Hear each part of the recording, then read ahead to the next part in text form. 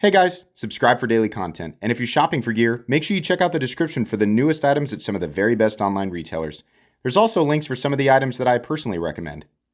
Thanks! What's going on YouTube? Metal Complex here, and today I've got another interesting knife review / knife overview to show with you guys. This is the Vosteed Raccoon Cub, which I can't believe that I haven't reviewed. I honestly forgot it was here until I did a recent giveaway on a live stream, so I wanted to make sure and get a quick video out on this knife. This is a very simple knife. It doesn't really require much of a complex process. Oh, sorry. That wasn't on purpose. I just realized what I said afterwards. So, but yeah, no, it's not a complicated object. This was a very simple carry process for me, and I came to a very simple conclusion. And that conclusion is this is great for a small knife. Not absolutely ideal for everybody, but it's great for a small knife. I'll link it down in the description. You guys can check it out if you want to.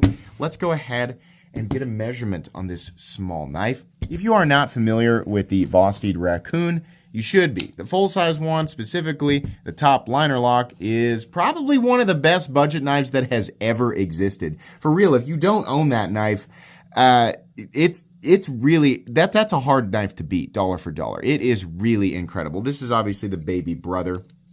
Not in top liner lock form, just in regular liner lock form, which is fine for a knife like this. Overall length is coming in at 5.5 inches. Blade length is about 2.35. Cutting edge is actually only about 1.85. So as far as knife laws go, varying from state to state, this is the type of pocket knife, like if I'm traveling, this is the kind of pocket knife that I'll put in my pocket within the United States, because it's very unlikely that this style of knife is going to get me in trouble. And what I usually do is I carry the Baby Banter. Now, this knife is incredibly similar. And before people scream copy, copy, copy, is the Baby Banter 100% original? These lines were not created with or alongside the Baby Banter. There are a bajillion knives that are similar to this. So yeah, it has similar ergonomic lines, but and a similar blade shape, sure. But the blade shape itself and the handle profile are blade shapes and profiles that have been around for like hundreds of years.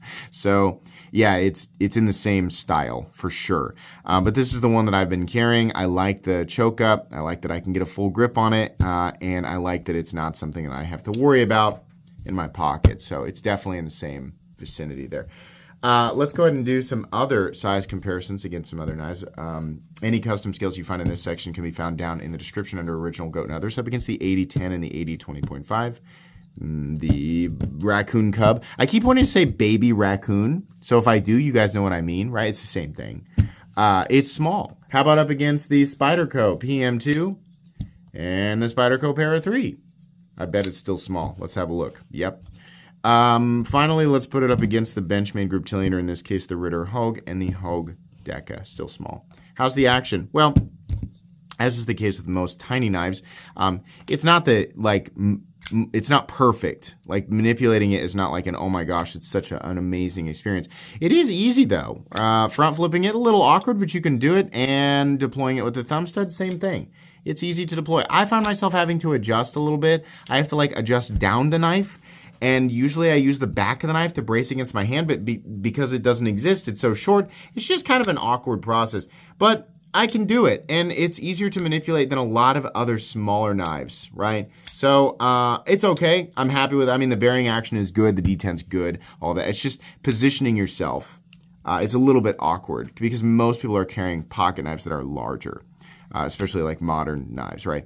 So it's fine, no problems. Let's go and do carry profile. Thickness up against the Spyderco Para 3. It is pretty darn thin. Obviously, this is an easy thing to carry, right? It's much smaller than something like the Para 3 or PM2, and it's nowhere near as tall. It's also nowhere near as heavy. For materials, we're looking at a nested, partially nested. No, actually, it's nested on both sides. The liners, on one side, of course, you have, well, now hold on a second. It's the whole, is it the whole thing? Sorry. I thought, and it's hard because everything in there is black. I thought it was just the lock. No, it's a whole It's an entire nested liner. If you guys can actually, you probably can't because there we go. The standoffs there are actually sitting on top of steel. If you guys can actually see that. There we go. You see that little lip. So on both sides, nested liner on both sides, which is nice. G10, nested stainless steel liner and lock, and then we have 14C28. And if you look on their website, it says 60 plus or minus 2. Why the wide range? Because they have coated and non-coated versions of this.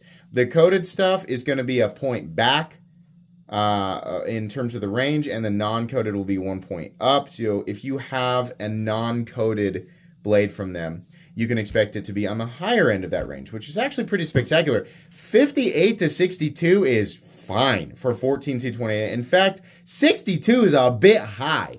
But like 58, 59, 60, yeah, that's all great. It's fine, right? Especially considering it's a really small blade. But that's the reason for the wide range. It's because some of the blades are coated and not. I think you guys, Vosteed, you should probably specify on each individual knife, like here's the range, right? Instead of just making it a giant range for everything. But that's the reason there.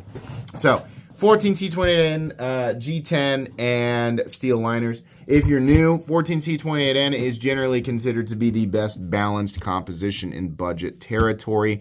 Not going to win any awards for edge retention, but great toughness, great corrosion resistance, great edge stability, very easy to touch up. It's the type of steel that you want on a knife like this.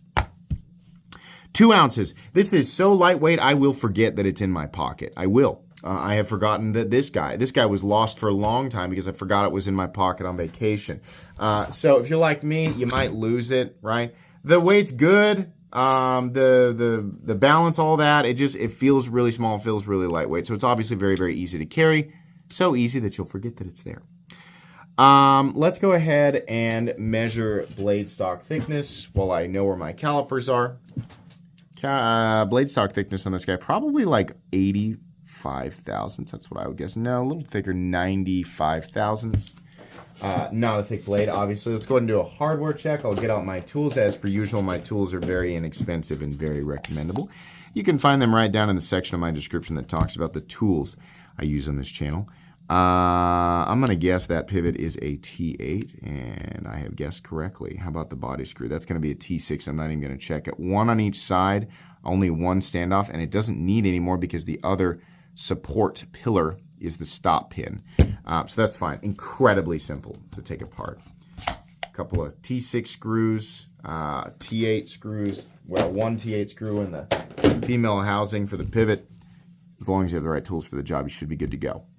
Let's go ahead and move into the meat and potatoes here. This is incredibly simple, guys. This is a baby banter that's a little longer, like slightly in handle. And it's got a higher grind.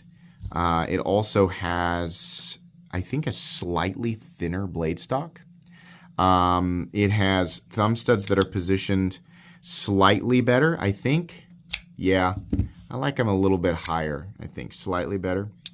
It also has a slightly better pocket clip because the pocket clip is small, as it should be, and should not be in the middle of your hand, especially if you're utilizing the choke up position, which admittedly will be very rare with this knife. But I think the pocket clip is overall a better length. I do not think that it is a better shape. I think Ben designed a better pocket clip here for sure in terms of the bill. But it's fine, right? It hardly matters. This has got a little bit of texturing on it, which is fine for grip, right? You can choke up, you can choke back. This is a simple, get it out of your pocket, make a quick cut, and go on with your day. There is nothing here that is complicated. There is no reason to fuss about this or go into way too much detail. This will do exactly what you want it to do. And it's not going to be a knife that is ideal for everything you could possibly need a knife to do every single day, right? It's not a hard use knife, obviously. The blade's not long enough to accomplish all knife tasks, but if you need to carry a knife, you know, just something simple, you just want to have a knife on you, but you want it to be not taking up much space, you don't want to really notice it or think of it. You just want it there for when you're, oh, I just need to cut something like super quick, right? Yeah, this is great. It really is. I think that everybody should own at least one knife of this size because they do come in handy. And like I said, this is carried when I travel, and it just works. I just don't have to worry about it. I don't have to be like, oh my God, I brought my Max Ace Titanus with me. Oh, geez, I hope that I don't get searched, right? Yeah, I just don't have to worry about it. Obviously, I don't mean like on a plane. I mean like if you're driving from state to state, right? But if you're in a state where you're not sure about the laws, something like this, you really can. I don't know that there's a place in the United States you get in trouble for carrying this, as long as you're not like in a courthouse or something. I just mean like out in public. I think you should be okay, right? Ergonomically, it's fine. Edges are knocked down fine. It's reasonably ergonomic, is what you'd expect. You have jimping that's secondary out here towards the tip, which is nice. I didn't do that on the Baby Banter. I do appreciate that. Edge geometry, nice and thin. It's got a tip on it. It'll cut, it'll slice, it'll do what you need it to do. Forward choil is incredibly comfortable, nice and roomy, right? A lot of people would say, oh, they sacrificed meaningful cutting edge. Did they? On this small of a knife? What are you going to be able to do with an additional 1/4 inch of cutting edge on this small of a knife that you can't do with this? I'm sorry, I won't hear that argument. I like the blue on this. I like the blue accents. I think that's nice. Lefties, you can enjoy this too because they've milled out a spot for lefties to mount the pocket clip the way that they want, right? Still plenty easy to manipulate it with the left hand. I am right-handed. This is still plenty easy. So that's great. You have a little lanyard hole. That's fine.